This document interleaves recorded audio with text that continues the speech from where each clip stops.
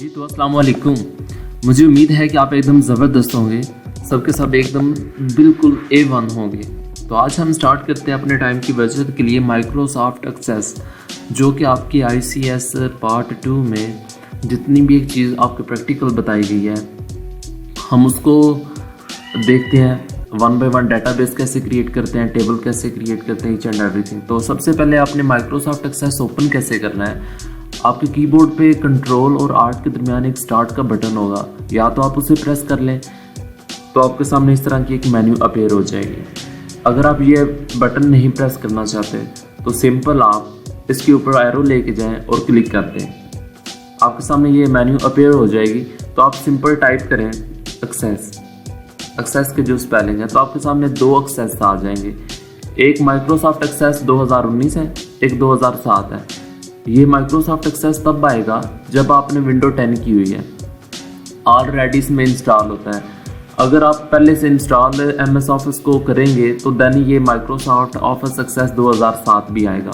तो मैं इसको ओपन करता हूँ 2007 वाले को, ताकि आप सबके लैपटॉप में 2007 ही होगा, लेटेस्ट तो हो नहीं सकता। तो ये आपके सामने इंटरफेस आ गया, ठीक है। इंटरफेस में कुछ चीज़ों को डिस्कस कर लेते हैं। ये माइक्रोसॉफ्ट एक्सेस है, ये चीज़ क्या होती है, आपका टाइटल बार होता है। टाइटल बार क्या होता है कि आपने जिस नाम से फाइल को सेव किया हुआ है उस नाम से टाइटल बार शो होगा। ये क्विक एक्सेस टूल बार है, जहाँ पे आप अपने डॉक्यूमेंट को सेव कर सकते हैं, अनडू कर सकते हैं, रीडू कर सकते हैं। यहाँ पे क्लिक करें तो आपके सामने ऑप्शन हैं। आप डॉक्यूमेंट ऑलरेडी आपके पास कोई डेटाबेस क्रिएट पड़ी है तो आप इसके ऊपर क्लिक कर सकते हैं। तो हमने सिंपल क्या परफॉर्म करना है, चीज़ों को सिंपल ब्लैंक डेटाबेस के ऊपर क्लिक करना है। सबसे पहला स्टेप हम जो परफॉर्म करेंगे वो है कि डेटाबेस को क्रिएट कैसे करते हैं। तो न्यू ब्लैंक डेटाबेस के ऊपर क्लिक करते ही जाएंगे तो यहाँ पे एक चीज़ आ जाएगी इस तरह की। तो आपने नाम देना है लेक्चर 1 के नाम से। तो आप क्रिएट के ऊपर क्लिक कर देंगे तो ये पाथ बता रहा है, ये फोल्डर है कि आपने जहाँ पे जिस लोकेशन पे अपनी फाइल को स्टोर करना है तो आप वो अपनी लोकेशन देख के कर सकते हो। तो अभी ये जो हमारी फाइल जो स्टोर होगी, सेव होगी, वो डॉक्यूमेंट्स के फोल्डर में होगी। तो सिंपल क्रिएट के ऊपर क्लिक कर दें। जब क्रिएट के ऊपर क्लिक कर दें तो आपके सामने इस तरह की चीज़ आ जाएगी, ठीक है।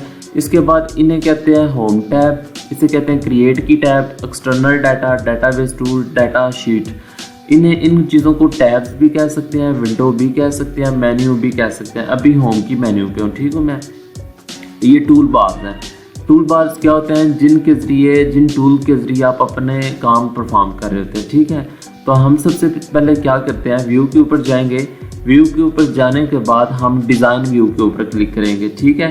डिज़ाइन व्यू का मतलब होता है कि आपने अभी कोई चीज़ डिज़ाइन करनी है। तो जब डिज़ाइन व्यू के ऊपर क्लिक किया तो आपके सामने इस तरह की एक मेन्यू आ गई है।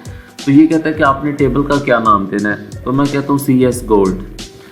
तो आप क्या करेंगे, ओके का बटन प्रेस कर दें। जब आपने ओके का बटन प्रेस किया तो आपके सामने फील्ड नेम आ गई है, ठीक है। फील्ड नेम आपने पढ़ा हुआ है कि फील्ड नेम किसे कहते हैं।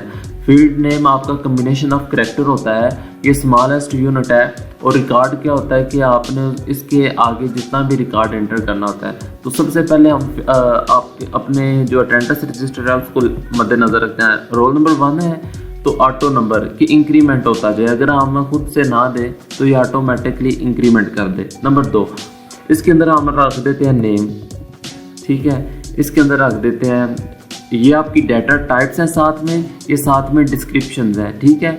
तो आप इसे ओके करें, वो कह रहा है रिजर्व वर्ड है।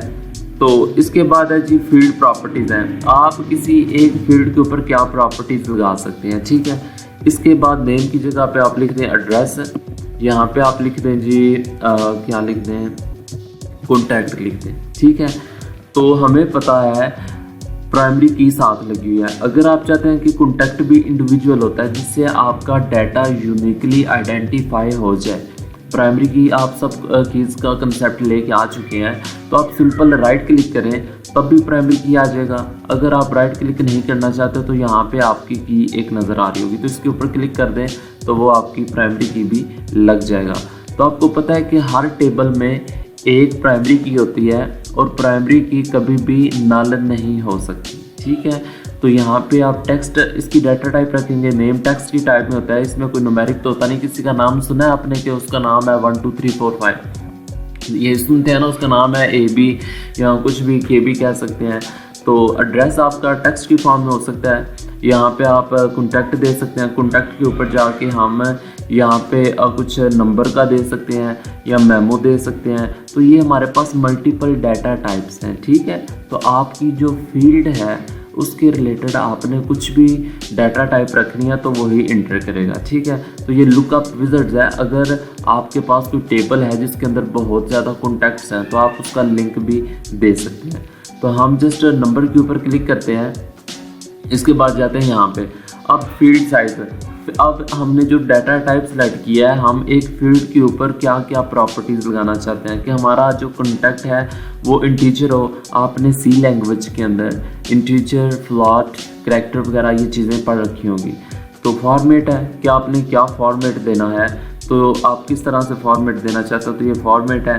तो हम जाते हैं इनपुट मास्क के ऊपर। पेपर में बहुत ही शॉर्ट क्वेश्चन इंपॉर्टेंट भी है कि इनपुट मास्क क्या होता है। तो सिंपल आपने इन 3 डॉट के ऊपर क्लिक करना है।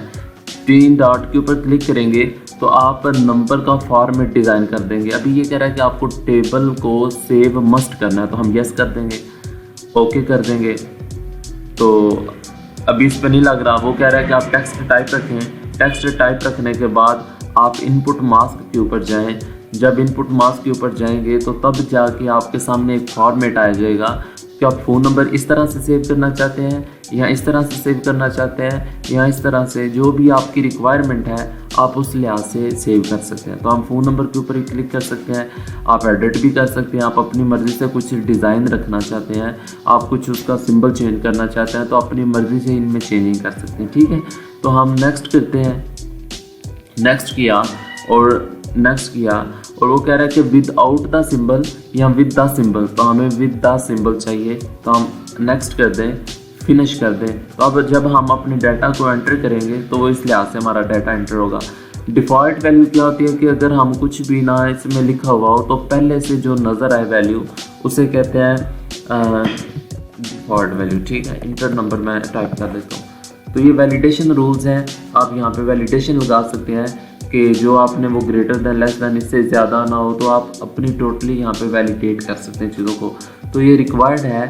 रिक्वायर्ड का मतलब होता है कि आप इसको फिल करेंगे तो देन आपका फॉर्म सबमिट होगा। ये कंपलसरी है, आपने इसको एम्प्टी नहीं छोड़ना, ठीक है। इंडेक्सिंग क्या होती है कि साथ में हमने पढ़ा था इंडेक्स सीक्वेंशियल सर्च पढ़ा था कि आपके रोल नंबर के साथ सीरियल नंबर भी ऐड होता है। तो हम यस करते हैं, नो डुप्लीकेट के ऊपर क्लिक कर देते हैं, तो बाकी को आप छोड़ दें, ठीक है। तो यहाँ तक था आपने डेटाबेस क्रिएट कैसे की, उसके अंदर टेबल कैसे क्रिएट किया, आपने फील्ड नेम कैसे इंटर की, डाटा टाइप कैसे आपने उनकी दी, और उसके बाद आपने फील्ड प्रॉपर्टीज़ को क्या देखा, ठीक है। तो अगले लेक्चर में हम इंशाल्लाह इसकी वो चीज़ें देखेंगे कि हम अपना जो है फॉर्म कैसे डिज़ाइन कर सकते हैं, रिपोर्ट कैसे जनरेट कर सकते हैं, क्यूरी कैसे लगा सकते हैं। तो हम कोशिश करेंगे कि अगले लेक्चर में सारे का सारा कंप्लीट हो जाए। तो वो जस्ट एक ही लेक्चर होगा, तो एक लेक्चर में हम अपनी सब चीज़ों को देख लेंगे। इतना टाइम भी नहीं और इतना लेक्चर बनाने भी नहीं, टाइम कंज्यूम होगा और आप लोग बोर हो जाएंगे। तो अपना बहुत सारा ख्याल रखें, दुआओं में याद रखिएगा। अल्लाह हाफिज़।